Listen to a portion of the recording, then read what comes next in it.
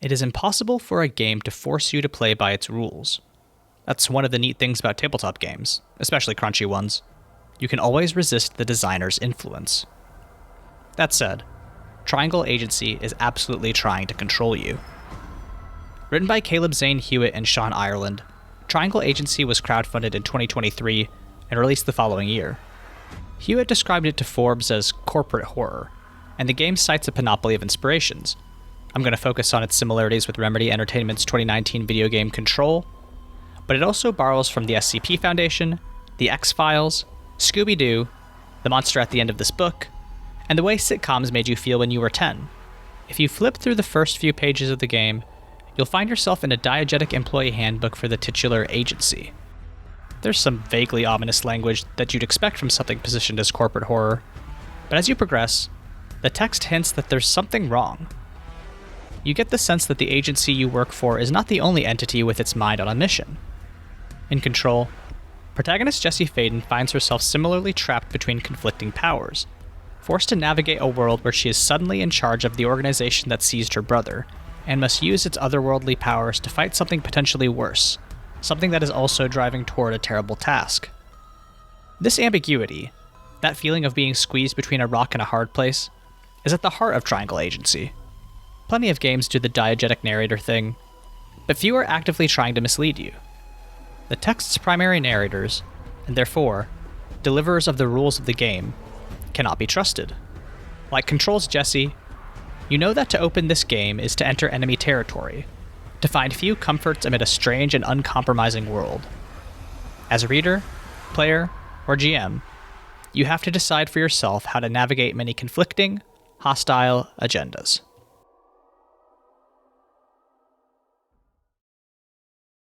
Because Control had such a huge influence on this game, I made sure to give it a quick playthrough before working on this essay in earnest.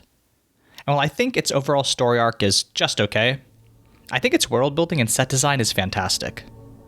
Jessie Faden is a survivor of a paranormal event in her hometown of Ordinary, and has now come to rescue her brother from the government organization that stole him away some 17 years ago. As you play through Control, you get a sense both of how vast and all-encompassing the Federal Bureau of Control really is, and quickly come to understand why Jessie might make it her life's work to take revenge upon them. While exploring the FBC, you come upon dozens of little snippets of in-game media, memos, audio logs, the world's creepiest TV show for kids. These errata give you a sense of the scale of the organization, the vast resources it commands, the seemingly limitless pool of funding that the US Treasury can't bother to moderate. The oldest house, a near-invisible tower choked by labyrinthine hallways, is a Baroque monument to the absolute power the FBC wields. It's no wonder no one came to help Jessie in her moment of need. Who could stand up to an organization as terrifying as this? The first half of Triangle Agency serves the same purpose. You are nothing but an expendable sack of meat to the agency, and they let you know it in big red letters. They point out, in clear, plain infographics, that you have a pliable and weak-willed mind. They outline the worthlessness of your personal desire alongside a friendly corporate mascot. In one of my favorite early examples of metatextuality, the game blocks out its page on the agency's values and offers the reader a chance to access that page by mailing a letter to their nearest business branch with the heading, "I agree to be held indefinitely." While these examples showcase Hewitt and Ireland's deeply funny writing, I think they're also in-universe taunts. The Triangle Agency recruited you because you are what the game calls a resonant, a human that is somehow bonded with an anomaly, which is a paranormal being that grants you special powers. The entire purpose of the agency is to capture and exploit these anomalies, extracting some undefined technological power from their essence. However, this means that you, as someone bonded to an anomaly, are already under their thumb. If they so chose, they could have you stuffed in a briefcase and packed off to any number of evil laboratories. For a resident like you, a mundane life is a privilege. You are an ant at the foot of a pyramid. The most interesting way the agency grinds you under its thumb, in my opinion, is the way in which the Triangle Agency rulebook is constructed.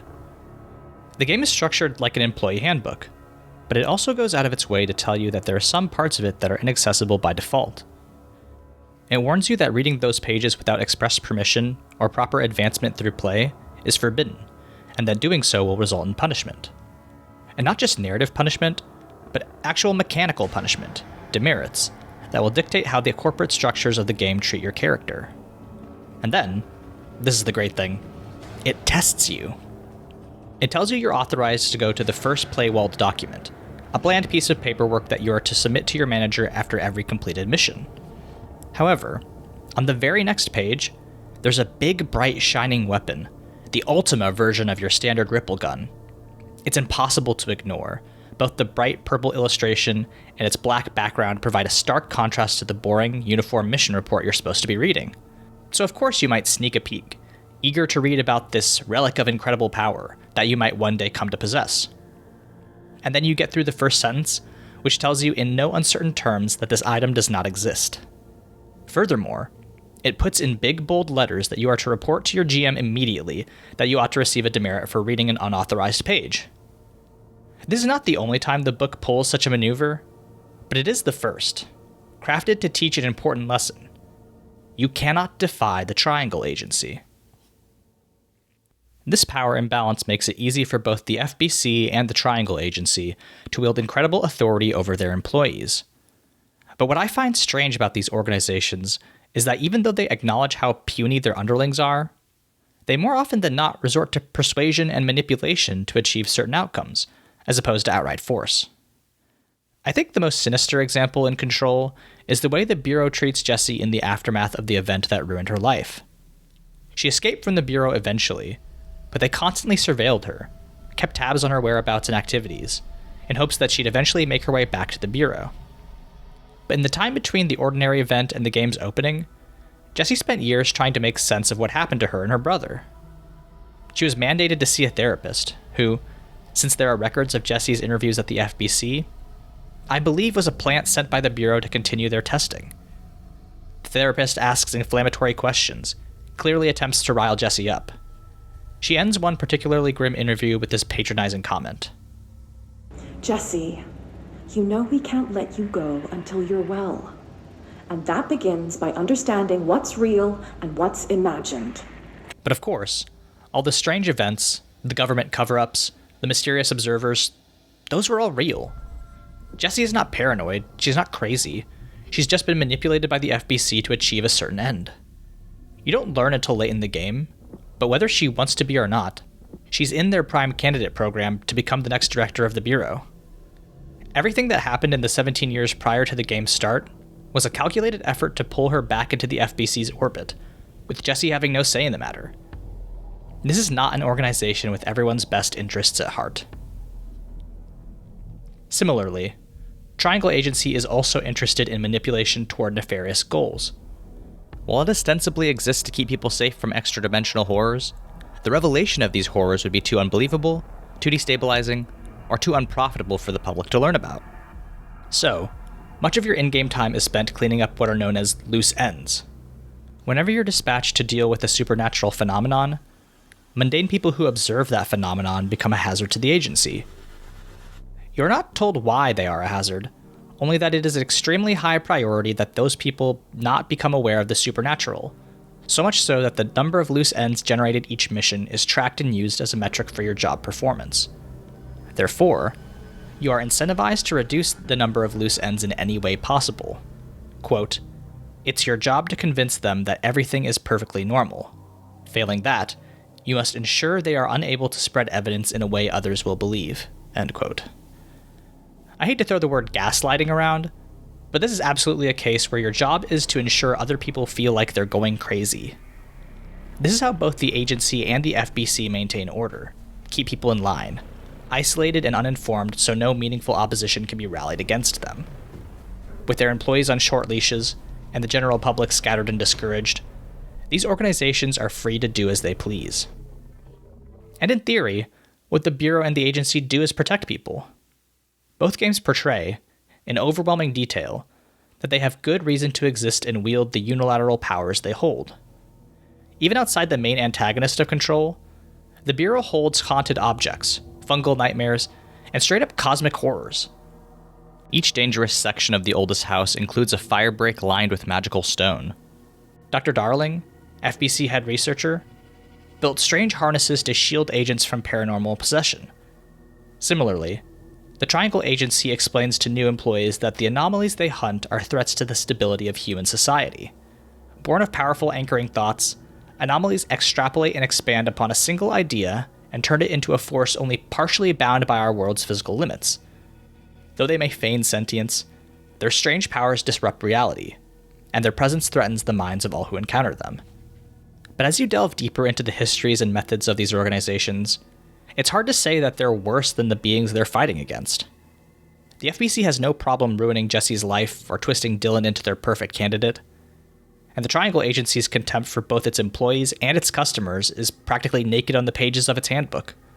While the FBC is less malicious, both organizations do not fill you with an overwhelming sense of confidence that, when backed into a corner, they would make the choice that's best for the world's majority, and not, say, grind nameless dozens into meat to save their own skins. Here's the thing, though. The closer you get to each org, the more details that emerge, the clearer the plastered-over cracks in their walls become. These organizations certainly wield immense power, but that power is brittle. They're only barely holding back whatever things wait outside the third dimension. In Control, we see the shadow of some alien Cyclops is only restrained by constant, unblinking surveillance. Every object of power is treated like a live grenade, sealed in concrete vaults and only engaged after following strict protocols. And every wing of the oldest house contains a bomb shelter. That they've built a fortress inside their headquarters does not suggest the Bureau is in a position of strength. It suggests that they're convinced they could, at any moment, come under siege. At least the FBC does not feign invulnerability like the Triangle Agency. The agency is all corporate branding and playful, wicked reminders of how they could crush their employees on a whim. But as you continue reading the manual, you may start to notice discrepancies. Numbers slightly amiss, misprints in the diagrams, and then, strangely, a message telling you to break the game's rules, advance past the play wall, and access forbidden knowledge. Because this is the truth about these agencies. For all their regimented org charts and smooth black lines of redacted secrets, they are fragile. The terrible weight of bureaucracy may seem as unstoppable as a cruise ship, but one only needs to chip away the paint to see its hull is rusty and frail. All it would take is a few solid blows from the inside, and the whole vessel would sink beneath the waves.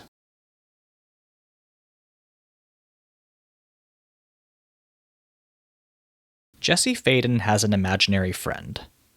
She lives inside Jesse's mind, she keeps Jesse company, she is ever present and always watching. She's called Polaris. She's Jesse's guiding star. Ever since the event in Ordinary, Polaris has been with Jesse. Jesse even credits the entity with saving both her and Dylan when the object of power disappeared or corrupted everyone else in town. And for the past 17 years, Polaris has kept Jesse safe. When the game begins, Polaris is the reason Jesse can find the oldest house, a process that should have been impossible due to the lockdown that's in place that's containing the hiss. No, I haven't explained what the hiss are yet. We'll get there in a sec. It's because of Polaris that Jesse is able to survive the events of Control at all. We frequently see Polaris' influence over Jesse, in the form of a strange blue spiral pattern overlaid on the screen. And that spiral pattern appears pretty regularly in-game, especially when Jesse is using some sort of psychic ability to purge corruption from the oldest house. Polaris' motivations are unclear. It leads Jesse to the FBC, but Jesse believes it's helping her to find Dylan. I think the truth is more complicated. But in the opening of Control, you don't have time to ponder what's going on with Polaris. You have a creepy, evil alien intelligence to fight, that's the hiss, and you need all the allies you can get. Polaris is able to help you combat the agendas of both the hiss and the Bureau. It's best not to look a gift anomaly in the mouth. There are two ways to connect Polaris to Triangle Agency. The first is simple. Polaris is analogous to the anomalies that give the agents their powers. Triangle Agency gives you a slate of 9 to choose from, and they all come with unsettling and bizarre traits that help you carry out the agency's will. They're extremely cool. They're also, necessary evil, if the text of TA is anything to go by. The agency itself strongly encourages you not to think too hard about your relationship to your anomaly. The anomaly is what makes you employable as a TA agent. Everyone at the organization has some strange power, otherwise they wouldn't be there. But the game goes out of its way to discourage you from developing any bonds to your personal anomaly beyond what the agency permits. They even tell you outright that they put limits on your abilities because, without them, you'd be consumed by your bonded entity. You might not trust the agency, but you know the powers of your own anomaly are something to be reckoned with. Perhaps caution is the best course of action. And then you get to page 45, the second way Polaris' strange influence can be contrasted to TA. The game's strange misprints and odd non sequitur blue doodles become impossible to ignore. Perhaps it's an error in the manual. Or perhaps something else is trying to catch your attention. And if you're willing to risk a demerit, you'll flip to Playwall page K2. Page K2 redacts some of the rules text, forming a message beyond the agency's manipulations. It gives you rules that, had you not flipped to that part of the text, you would not have learned, blocking off a key part of mechanical advancement in the game. And all this begs the question, who else is altering this book? Who else is trying to contact you? Who else has their own agenda? You get the answer in the managers section of the game. The print errors and unusual redactions are dispensed with entirely, and you are directly, explicitly, contacted by something that is not the Triangle Agency. As I progressed through the book, I took to calling this entity the Blue Narrator, on account of it always writing in blue text, or white text with a blue background. And the Blue Narrator began to reveal some interesting things which ran directly counter to the vision of the world portrayed by the agency. You first see the ways the Blue Narrator contradicts the agency in this diagram of how anomalies are born and created. We see the way the agency conceives of anomalies.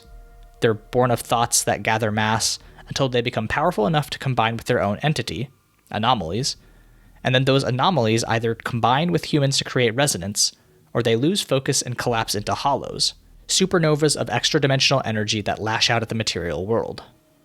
This chart lays out only two options for resonance like the player characters.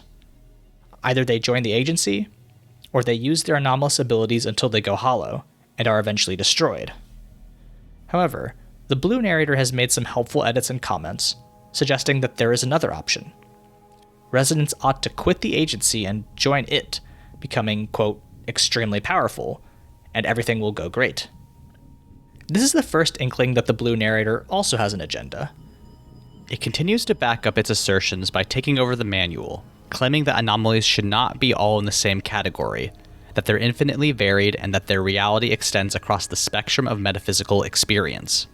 Most importantly, we learn that the Blue Narrator is being imprisoned by the agency, a vast inverted pyramid chained to a hateful red engine. Its true name is the Urgency, and it wants very badly to be free.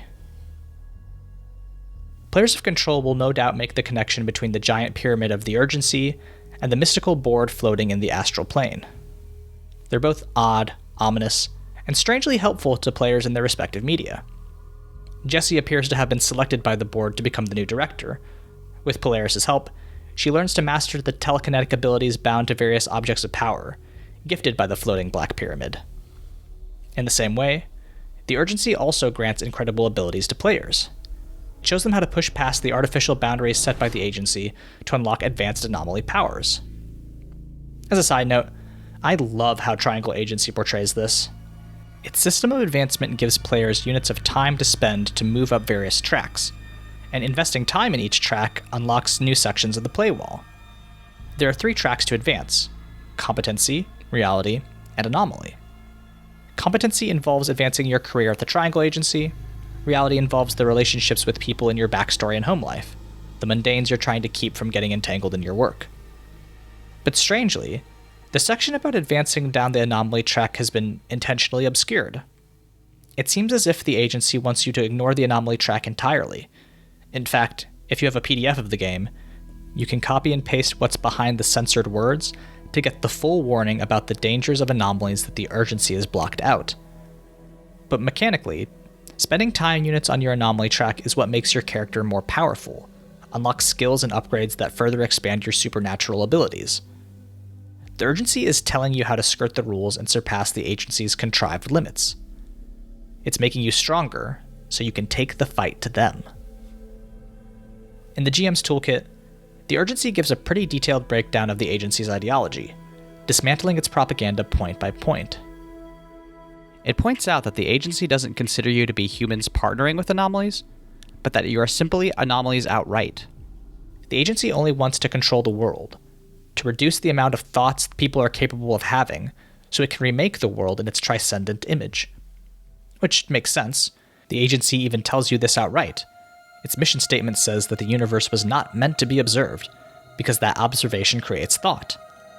If they want to stabilize reality, it would make sense for them to try to eradicate independent thought, to ensure the world remains in a state of perpetual apathy to reality itself. Ironically, the agency wants to end agency. Opposing an organization like that would be an unalloyed good. The urgency also shows that the way anomalies have been explained to you is intentionally simplistic. Anomalies are not just thoughts mutated into monsters. They're often fully people. Quote, they have desires, attachments, obsessions, and emotions.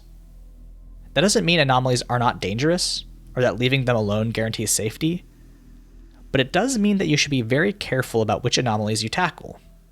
In fact, the capture or elimination of an anomaly, contrary to the agency's messaging, should feel bittersweet, even wrong. Furthermore, there are some anomalies that are far beyond the scope of your field team to even address, because they've existed for so long and have grown so powerful. Forces like gravity, concepts like luck. These too are anomalies. They've just become so integral to our world that attempting to capture them would destabilize the world more than just letting them be. When these extra-dimensional entities engage the reader of Triangle Agency, or the player of Control, they posit an understanding of the game's worlds that differs from the one set out by their inherently untrustworthy core organizations. Jessie has no reason to trust the FBC. Polaris is the only thing in her life that's steered her correctly. And the TA tells the reader up front that it's wicked and all-powerful, that they are nothing compared to their employer. So when the urgency breaks through, confirms your suspicions about the agency, you are more than willing to follow its lead. What could be worse than obeying the whims of a world-dominating corporation? Of course you'll join the conspiracy, fight back against their nefarious plots. But the thing about conspiracies, the thing about all resistance activities, is that it is useful to leave out information about your agenda. The less you know, the less damage you can do if you're caught. And these entities have left some concerning gaps in their narratives.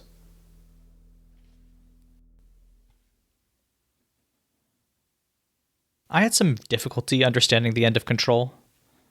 Jessie has to work her way through various sections of the Bureau, but it is all leading up to her finding her brother and breaking him free.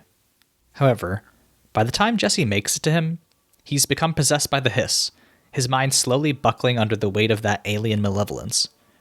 In the game's final missions, you have to track Dylan through the halls of the oldest house and confront him before he corrupts something called Hedron. Hedron is a big supernatural shape thing. The reason I bring this up, however, is because Polaris, Jessie's anomaly, is desperate for her to get to Hedron. For whatever reason, it convinces her that this big dodecahedron is part of itself, is Polaris incarnate. It tricks Jessie into removing a giant Hedron resonance amplifier, a scaled-up version of the harnesses that keep Bureau agents safe from the hiss, allowing Dylan to flood into the Hedron chamber and attempt to destroy it. Ultimately, this all comes out in the wash. Jessie is able to defeat Dylan, and though Hedron is destroyed, her bond with Polaris is strengthened.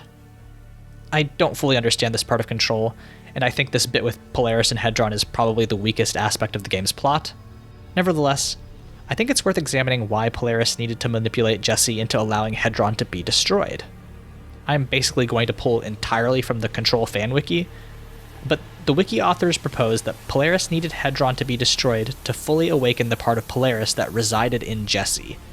Furthermore, Polaris, as far as we know from what the game tells us, does not communicate with Jessie about Dylan's location until the point that the hiss attacked the FBC, though it seemingly knew where Dylan was all along. This is a bit messy and won't make a lot of sense if you haven't played Control, but the point I'm trying to make here is that ultimately, Jessie put her full trust in her anomaly, and it used her. And it's this second manipulation that ties so closely to Triangle Agency, in a, frankly, much better execution than Control's. Because the urgency, the entity giving you little tips and tricks about how to subvert the corporation's power is also using you. If you play the game straight through, you won't recognize it until it's too late. You'll be playwalled. You'll only continue to advance down the anomaly track, increasing in strength just like the urgency promised. But if you've read the general manager portion of the text, you understand that something isn't right about this blue narrator. For instance, that diagram about the fate of the residents, the part where if you join the urgency everything will go great, should be your first tip-off that something is amiss. And as you continue through the urgency's attempts to hack the manual, you'll eventually get your game locked into safe mode. While in safe mode, the agency provides you with a document about what the urgency's true plans are. This document details, in no uncertain terms, the consequences of allowing too many loose ends to form, a process called the unraveling. Essentially, the more anomalies you allow to evade your team, the stranger reality will become. The GM will obtain more of a metacurrency called chaos, which will allow them to purchase various effects that will impact your on-the-ground operations, including the ability to snuff out the life of any anomalous being, which includes your agents. If you build up too much chaos and too many loose ends, the resulting chaos will begin to damage the fabric of reality itself. And if that happens, the agency will be forced to either imprison your agents in the vault, forcibly retire them, or wipe your entire regional branch from existence.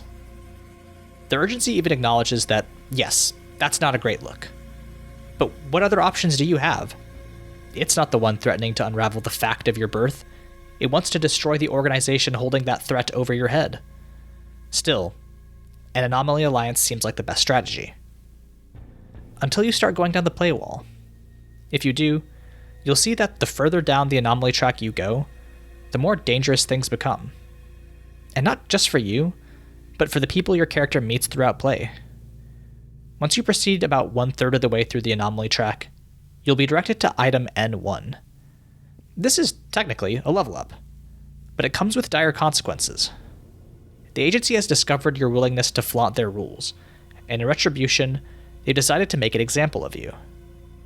The next mission you run in which you are the agent that receives the most demerits, which, remember, the urgency wants you to earn, your strongest relationship is obliterated from history. And while I haven't gone into great detail about what a relationship is in this essay, they're pretty critical to your character's structure.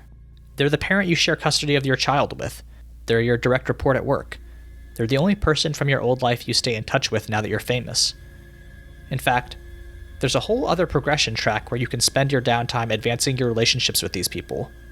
I think this is a brilliant way to mechanize backstory, non-mission roleplay scenes, and character advancement. Hats off to Hewitt and Ireland for this. But it also means you have vulnerabilities built into your character from the start. And the agency is absolutely ready to weaponize the people close to you in order to keep you on a short leash. And you might be thinking, so what? I'm a telekinetic superhuman with the help of an extra-dimensional pyramid. We can protect the people I love, right? Unfortunately, the fault in that statement lies in the we. The urgency does not care about your other relationships, actively finds them a hindrance to its plan. They address the potential annihilation of your loved ones in a callous tone, drawing attention to the new powers they're giving you instead. It may be unbound by the laws of physics, but isolation and rage at the agency have warped the urgency's understanding of what actually matters to humans. You don't need that relationship, it says. But it doesn't just say that. The urgency has already taken actions in-game to ensure that you must think very carefully about how you're spending your time. Because if you check the rules for advancing down the tracks, you'll see that both in the main text as well as the character sheet, the editing marks of the blue narrator have been discreetly inserted to make time expenditure more expensive than the agency would have originally required. Instead of marking out the end of one track when you advance another, the urgency is forcing you to mark out two. Now, when you spend your limited units of time, you're going to be faced with a hard choice. Because the more time you spend advancing your anomaly powers, the less time you're going to be able to spend moving up at the agency, or building a relationship outside of work. This is a mechanical threat. You're faced with the choice to forego the absolute power that comes with advancing the anomaly track, or otherwise cut back on spending time with the people in your life you, presumably, care about. And from a pure gameplay perspective, especially if you don't know what those later stage anomaly track abilities cost, you're going to want to stock up on those anomaly points, right? That's how you get good at the game. That's the point of advancing. You've played Control. You want to float around and hurl concrete like Jesse Faden. But the urgency has forced you to be twice as careful with how you spend your advances. And eventually, you'll have to choose between your anomaly and reality. And I guess your competency, if you're a bootlicker. You've been put in this position by the entity that is supposed to be helping you. But if you play the game as intended, without jumping around the play wall, you won't even know you're being manipulated until you're already very invested. So maybe you'll continue with the anomaly route and reach your full psychic potential. The agency will pretend to fire you, but you know there's no real escape from the triangle. You run, you embrace your anomaly, and fully ascend, becoming an urgency in your own right. You gain a new focus and the incredible powers that come with it. Your body transforms to fit your new self. It's an incredible finale, one that makes the time you spent with the urgency worth it. Except there's one little hitch at the end. Your relationships, the people you decided it was worth putting in harm's way to continue down this road, some of them might come looking for you, seeking closure after your abandonment. And if they find you, you strike out their name. An urgent, like an anomaly, does not exist without purpose or without sacrifice. The urgency knew all along the path to its freedom was paved with the bones of your loved ones. That was a trade-off it happily made, regardless of whether you were aware you were making it. Even your allies have hidden agendas.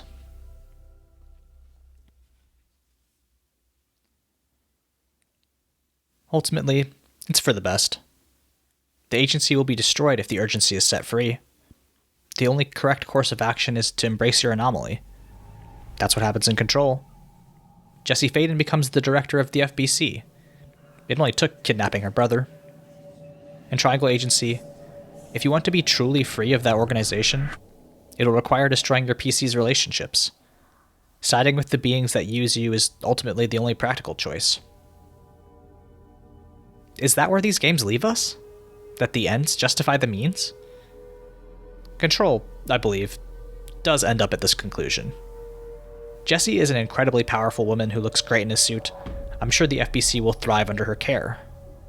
Noah Caldwell-Gervais, in his video on Control, makes the observation that Jessie, for all the quirks and grim determination we see in our time spent with her, is a bit flat as a character because she doesn't really exist outside of the context of the oldest house.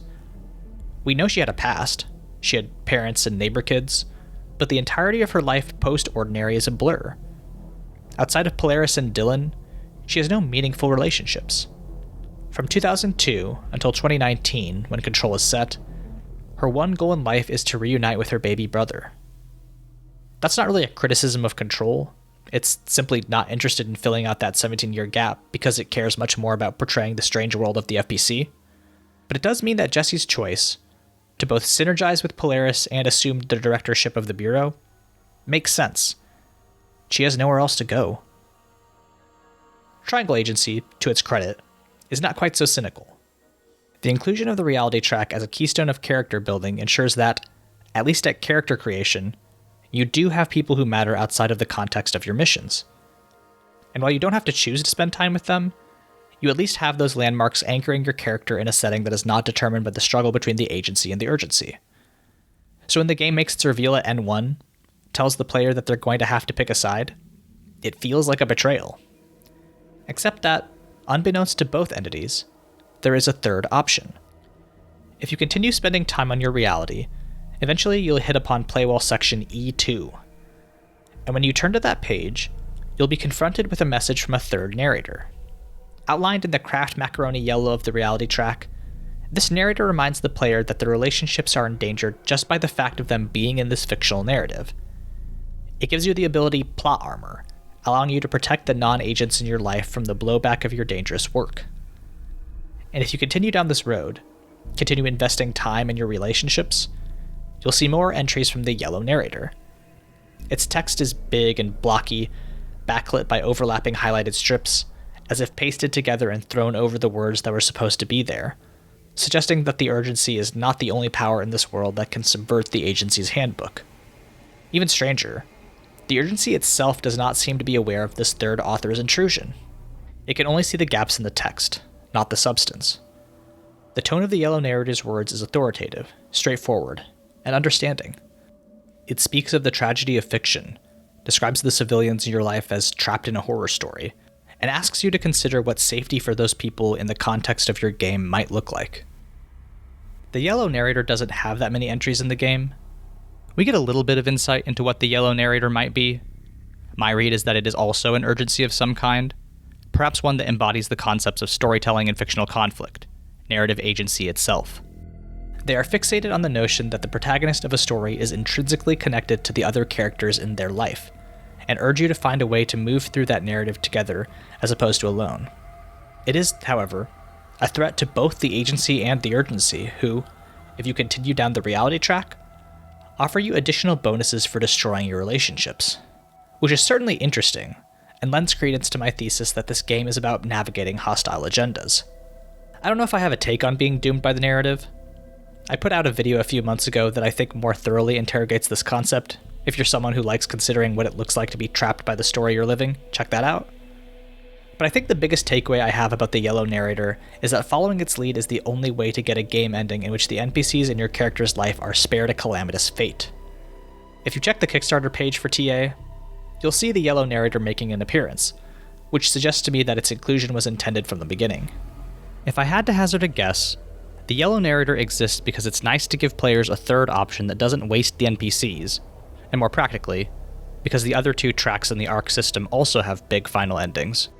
The inclusion of this stuff about the importance of characters and the fate of stories feels a little out of left field to me in a game that is mostly about fighting a malicious corporation. That said, I am glad it's in here. Triangle agency is most interesting to me when it makes the reader struggle with who to trust. Introducing a clearly malicious primary narrator, then subverting it with the urgency, is already a fascinating way to construct a tabletop text. It's very fun to see a game make you question its intent, make you ask whether it's even feasible to follow the rules. In early ideations, I considered framing this essay as Triangle Agency wants you to lie, because of the way it incentivizes players to fight the text's initial framing as a corporate handbook. The fact that it doubles down on this distrust, showing that the urgency is also compromised, is delightful. This game world is one in which you truly cannot take anything for granted. The world is much more porous than you previously believed. Like Control, it throws a ton of conflicting and absurd information at you, and forces you to struggle with your conclusions about what should actually be believed. And I'm thrilled to have read a game that's willing to play with that ambiguity. The inclusion of the yellow narrator, however, grounds the text in a fundamental truth.